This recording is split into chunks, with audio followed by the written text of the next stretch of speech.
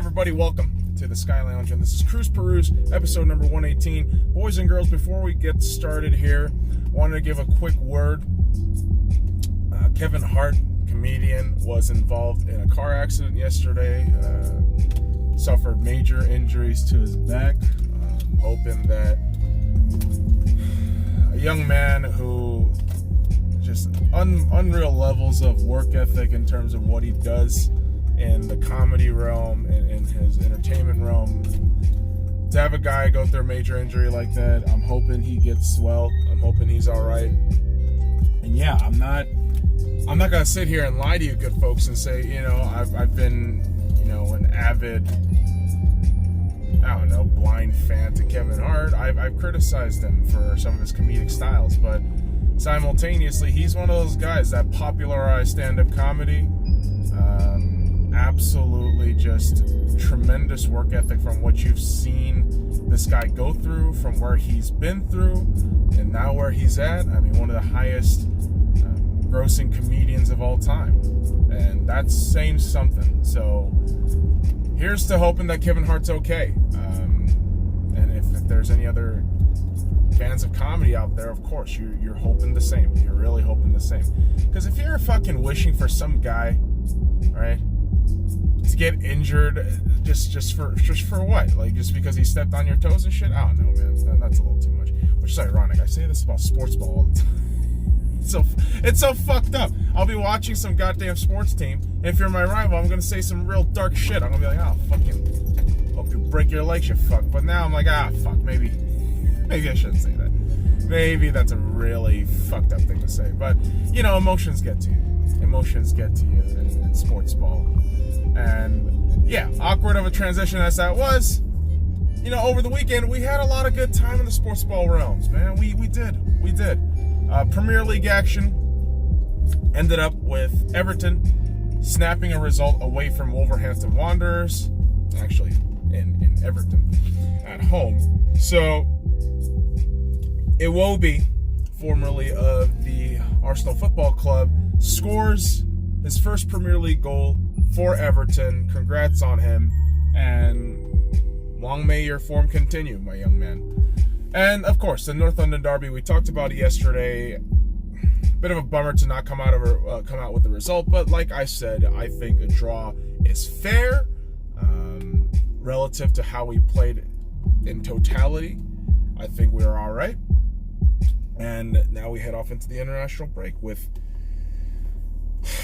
no real football, except really today is that pivotal day for most or all European clubs, except England and Scotland and Ireland and Wales, if I'm not mistaken. That is the fucking main countries that don't really follow the European transfer deadline day. But yes, the European transfer deadline day for football is today, boys and girls. I don't know the exact deadline time, but it is today. Lots of moves being made. For one, Arsenal's Henrik Mkhitaryan will be loaned out to AS Roma.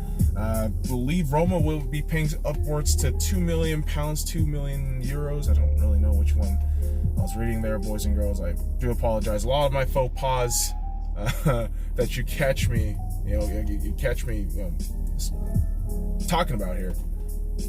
It happens. I mean, I had a lot of mistakes that I, noticed in my recording yesterday. It's going to be a lot today. So there could be mistakes, boys and girls, but of course that's why there are news articles, there are facts. And yes, we will be paid, Arsenal, and Henrik Mkhitaryan will be loaned out to Roma for a 1 year and a option to buy. So best of luck to Henrik Mkhitaryan, no matter what happens in his venture in Serie A. Hopefully, for his sakes, I hope he picks up form. And obviously, even when he comes back, honestly, is he going to even be back with Arsenal? Probably not, but best of luck to the lad. He's been real solid with Arsenal. I really have no complaints with Henrik Mkhitaryan, especially with the fact that, we got him in a swap deal with Alexis Sanchez, and Alexis was really, for quite some time, the face of our franchise, for the face of our club.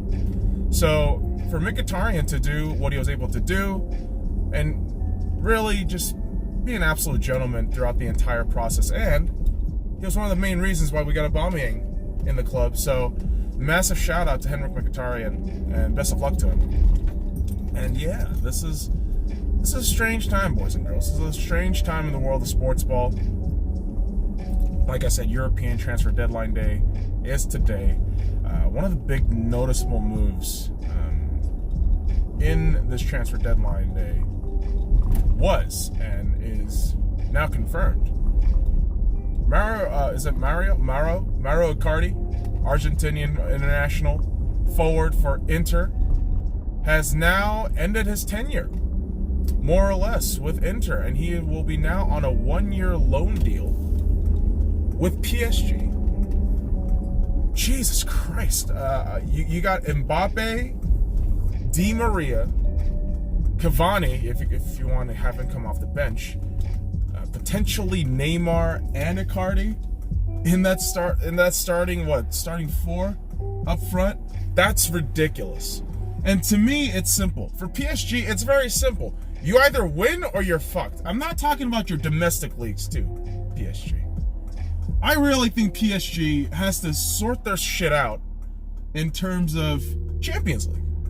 With the amount of money you've invested in talents and with the amount of times you choked away leads in the Champions League, it's unbelievable. I've never seen a club, and yeah, I know the Arsenal jokes will be made, but my God, PSG, with the amount of money you spent and the amount and levels of choking, within those years of investing money into talent, something's got to give. Something's got to happen for you guys. It really does. I mean, will this be the move?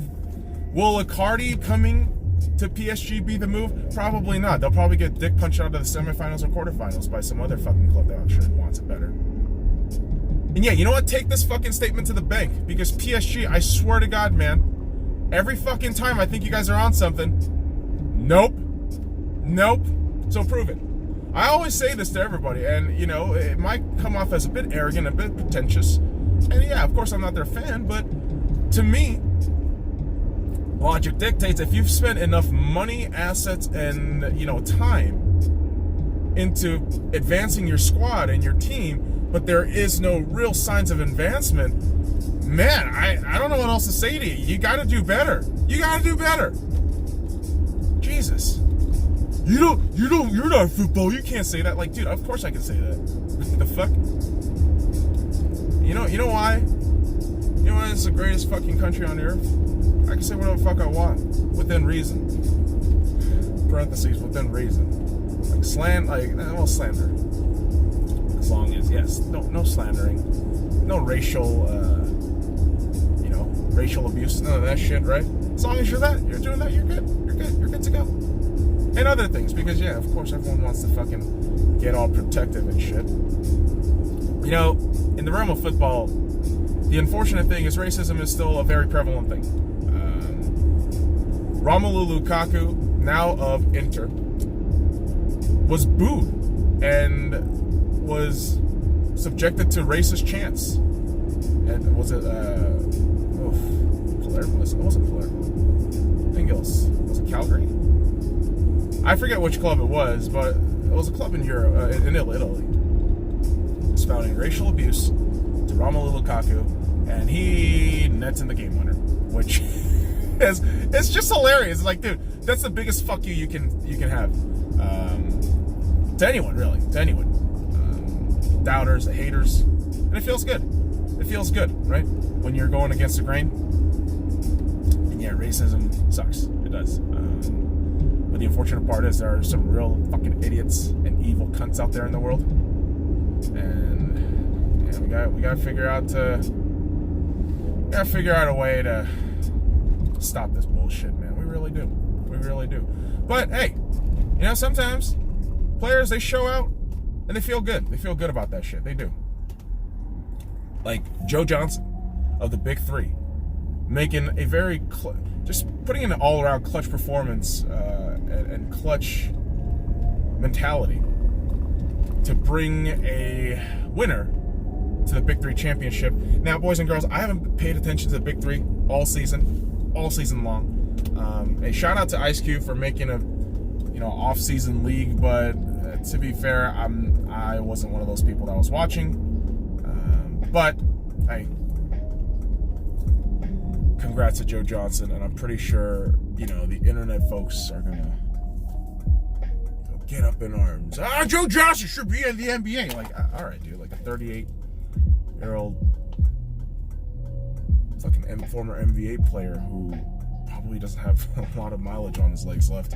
Yeah, sure. Yeah, bring him to the NBA.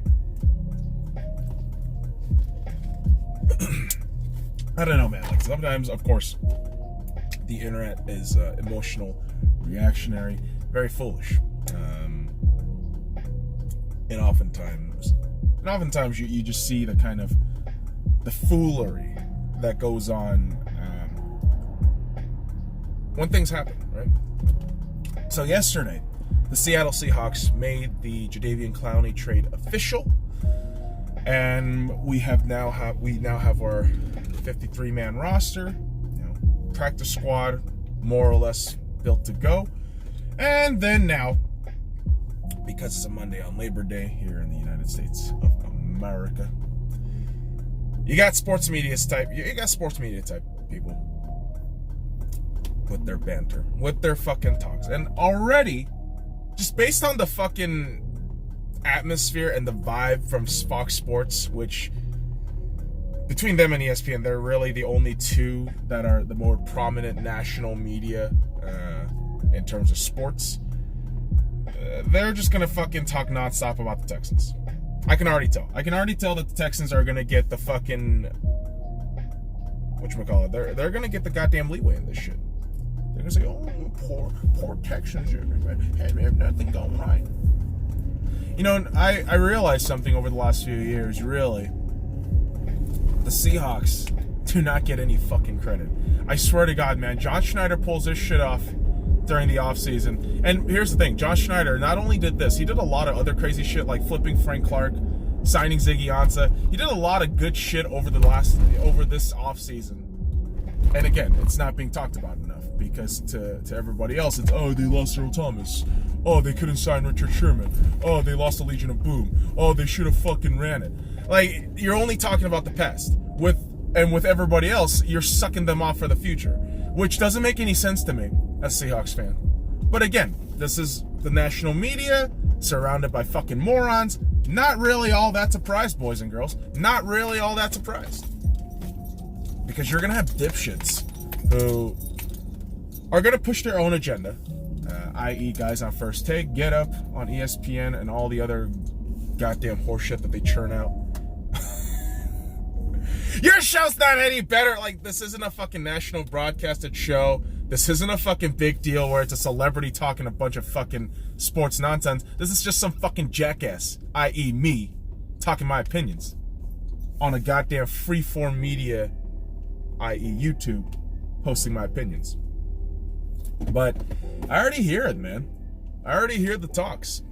Jadeveon isn't gonna fit. The Seahawks aren't gonna be even good. 49ers are gonna be the best. The Rams are gonna be another Super Bowl contending team again. Alright, you little cocksuckers. We only got a few days until the regular season, so why don't you fucking nut up and see us on the field? How about that shit? Alright? Go Hawks. Come on, you Gunners. Fuck everybody who's not my team.